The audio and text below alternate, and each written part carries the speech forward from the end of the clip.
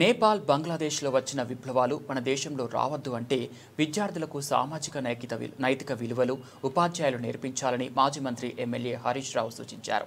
దేశ భవిష్యత్తు తరగతి గదుల్లోనే నిర్మితమవుతుందని తెలిపారు. ప్రభుత్వ ఉపాధ్యాయులతో పాటు ప్రైవేట్ ఉపాధ్యాయులను కూడా సన్మానించవలసిన అవసరం ఉందని తెలిపారు. గురువులందరికీ గురు పూజ శుభాకాంక్షలు తెలిపారు. సిద్దిపేట వైశ్య భవనంలో ట్రస్మా ఆధ్వర్యంలో నిర్వహించిన గురు పూజోత్సవ కార్యక్రమంలో మాజీ మంత్రి MLA Harish Rao, Kotha Prabhakar Reddy, SC ST commission chairman Bakki Venkataiah, MLC Deshapati Srinivas, మాజీ MLC Farooq Hussain private school ఉపాధ్యాయులతో కలిసి జ్యోతి ప్రజ్వలన చేసి ప్రారంభించారు. ప్రభుత్వ ఉపాధ్యాయులకు ఉత్తమ జాతీయ రాష్ట్ర స్థాయిలో అవార్డులు ఇస్తున్నామని తెలిపారు. ప్రభుత్వ ఉపాధ్యాయులతో పాటు ప్రైవేట్ ఉపాధ్యాయులను సిద్దిపేటలో సన్మానం చేసుకుంటున్నామని అన్నారు. సమాజ భవిష్యత్ ఉపాధ్యాయులపై ఆధారపడి ఉందని, యువత డ్రగ్స్ గంజాయికి బానిసలుగా మారుతున్నారని, చెడు వ్యసనాలపై విద్యార్థులకు ఉపాధ్యాయులు అవగాహన కల్పించాలన్నారు. జనరల్గా ఉపాధ్యాయ దినోత్సవం అంటే ప్రభుత్వ పాఠశాలలో మాత్రమే చేయడం, ప్రభుత్వ ఉపాధ్యాయులను మాత్రమే గుర్తించి వాళ్ళకు మాత్రమే అవార్డులు ఇస్తూ ఉంటారు. ప్రభుత్వ ఉపాధ్యాయులకు జాతీయ స్థాయి అవార్డులు, రాష్ట్ర స్థాయి అవార్డులు, జిల్లా స్థాయి అవార్డులు ప్రభుత్వం వాటిని చేయడం మనందరూ కూడా చూస్తూ ఉంటాం. కానీ విద్య అనేది నిజంగా చూసుకుంటే మన రాష్ట్రంలో కానీ దేశంలో కానీ సగం సగం సగం గవర్నమెంట్ ఉంటే సగం ప్రైవేట్లో ఉంది. మరి ఇక్కడ చదువు చెప్పేది ఉపాధ్యాయులే, ఇక్కడ కూడా చదువు చెప్పేది ఉపాధ్యాయులే. కానీ ఈ ఉపాధ్యాయులకు గురు పూజోత్సవం సందర్భంగా మాకు గుర్తింపు లేదు అనేటువంటి భావన ఉంది. నేను రాష్ట్ర మంత్రిగా ఉంటూ సిద్దిపేటలో ప్రభుత్వ ఉపాధ్యాయులతో పాటు ప్రైవేట్ ఉపాధ్యాయులను కూడా ఉత్తమ ఉపాధ్యాయులను సన్మానించే కార్యక్రమాన్ని మనం ప్రారంభించాం.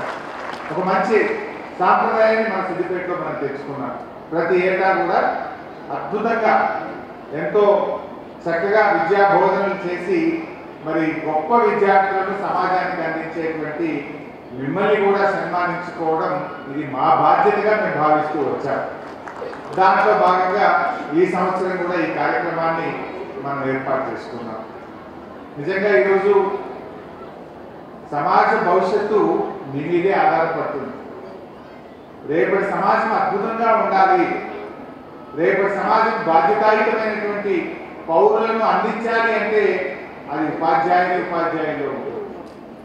తల్లిదండ్రులు ఎంత ముఖ్యమో ఉపాధ్యాయులు కూడా అంతే ముఖ్యం. ఈరోజు మన దేశం చుట్టూ నేపాల్లో ఏం జరిగిందో, పక్కన శ్రీలంకలో ఏం జరిగిందో, బంగ్లాదేశ్లో ఏం జరిగిందో మనం చూస్తూ వచ్చాం.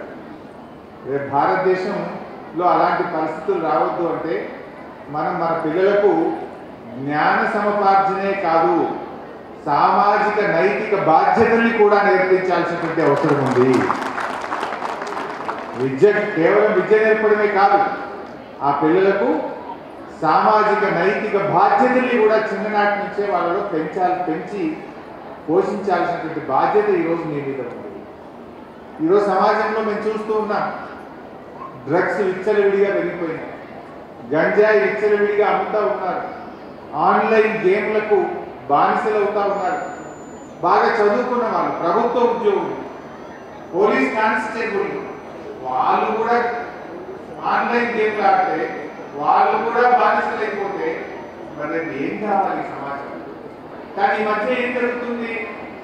ఏదో ఎంసెట్ రిజల్ట్స్ వచ్చినాయి, ఇంటర్మీడియట్ రిజల్ట్స్ వచ్చినాయి, 10th రిజల్ట్స్ వచ్చినాయి అంటే నెక్స్ట్ డే పేపర్లో మనం చూస్తాం 5 ఆత్మహత్య, 12 మంది ఆత్మహత్య, లేకపోతే ఊరు వేసుకున్నారు, మళ్ళీ మీకే దొరికింది అనే వార్తలు చూస్తున్నామా? ఎందుకు? ఆ ఓటమిని జీర్ణించుకోలేకపోతున్నారు, నెగటివ్ను వాళ్ళు తట్టుకోలేకపోతా ఉన్నారు. సో స్పోర్ట్స్ అనేది ఏమవుతుందంటే ఆ గెలుపు ఓటముల్లో వాళ్ళు రెండింటిని తట్టుకొని నిలబడగలుగుతారు. సో శారీరక దారిద్ర్యంతో పాటు మానసికమైనటువంటి ఒత్తులను కూడా తట్టుకునే శక్తి గేమ్స్లో ఉంటుంది. ఫిజికల్ ఫిట్నెస్ కూడా ఇంపార్టెంట్. ఎంత చదువుకుంటే మాత్రం ఆరోగ్యం బాగలేకపోతే ఏం లాభం? అందులో మీ రోల్ చాలా ఇంపార్టెంట్. మీ రోలు రేపటి సిద్దిపేట ఎలా ఉండాలి, రేపటి తెలంగాణ రాష్ట్రాన్ని ఎలా ఉండాలి, రేపటి దేశ భవిష్యత్తు తరగతి గదుల్లోనే నిర్ణయించబడుతుంది అనేటువంటిది అది మీ చేతుల్లో ఉంది.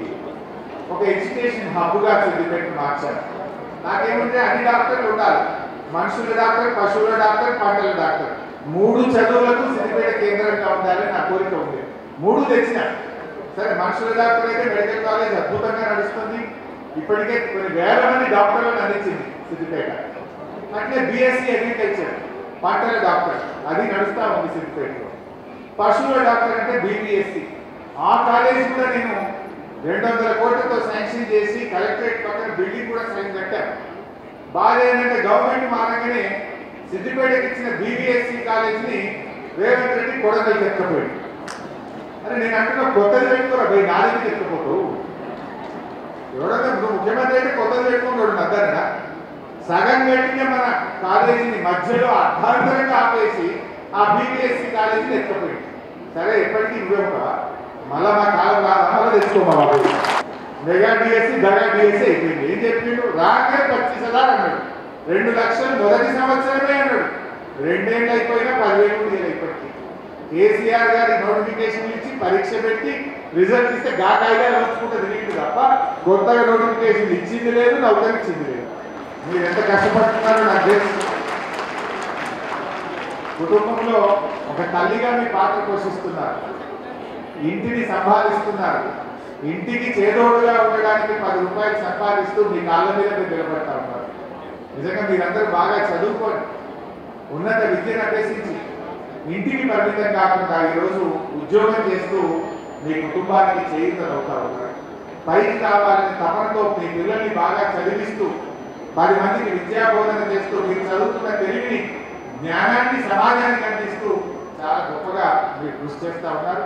ముఖ్యంగా మా మహిళా ఉపాధ్యాయుల్ని అందరినీ కూడా నేను పర్సనల్గా వారందరికీ హృదయపూర్వకమైన అభినందనలు తెలియజేస్తూ ఈరోజు ఈ సమావేశానికి వచ్చిన ఉపాధ్యాయులందరికీ